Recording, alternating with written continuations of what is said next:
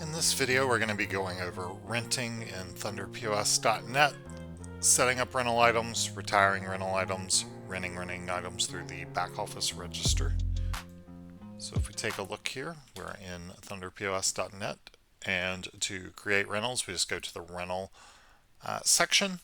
It is worth mentioning that you will have to have an item that you are creating rental copies of. Rental copies exist for sell-through items exclusively. You can't just have a rental that's an individual item that you don't have a sell-through of, even if you don't intend to sell it. So to create a new item, you just say create from base, and we'll just pick out a item here. And we say we're going to create copies. You can create however many copies you want. Your rental copies can go in their own department and category, so you can actually have a rental department and category. You can also age restrict the rental if that is appropriate for the item.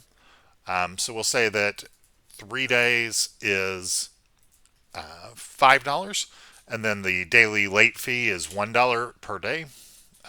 That may or may not make sense, but whatever amount you want to charge. Essentially, the days to rent is for $5 total, but the late fee is charged on a per day basis. There's no period option for the late fee. You can also select the number of copies you want to generate and then how it is taxed, because rentals might, depending on your state, be taxed a little differently than normal items. So then we're going to say we're going to create this, and you can see it has created this copy.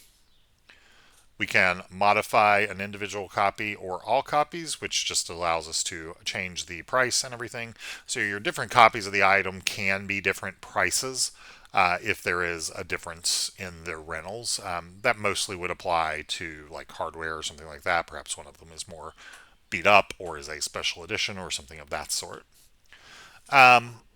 If you want to get rid of a copy because it has become too damaged to rent or because it just was never returned, you can hit retire copy there. You can also see here the due date and the customer ID if it is rented. And we are going to just copy this item ID so that we can rent it. Now, to rent an item out at the register, so we're going to go to the register, you do have to have a customer selected for the invoice. So you can't rent to the walk-in customer. Because obviously you don't know who the walk-in customer is, and you want to know who has the items that have been rented from you. So we'll want to select a customer here. We'll just search for me and select me.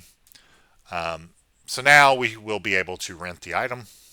If you do a quantity, that will multiply the rental period. And you can see we had $5, but we do actually have a promotion that's applying to this item.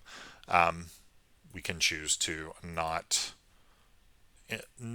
allow promotions on this, and it will charge the $5. So then if we complete the transaction and then complete it out here, so we're just going to pay cash, and we go to our rentals, we can now go into that item and we can see that that is rented out, and we can see the customer that has it. If we want to go to the register, we can return the rental under the actions menu and then return a rental. And you just scan the barcode and enter the return date. If there is a late fee, it will invoice it. There's not in this case because it is actually being returned a few days early. And then if we go to the rental item in rentals here and take a look, we can see that it is now marked as S, so it is back in the store. But it does still show you the last customer who had it and when their due date was, just in case there is damage to it. So that way you can easily tell right from the screen who may be responsible for damages, especially if you have like a drop-off box or something of that sort. So this can be used obviously for movies, but you can use it for things like equipment or more expensive things. Just whatever you want to rent out to your customers, you would just change the prices to be the appropriate amount. If you have any questions, just let us know. And otherwise, happy renting.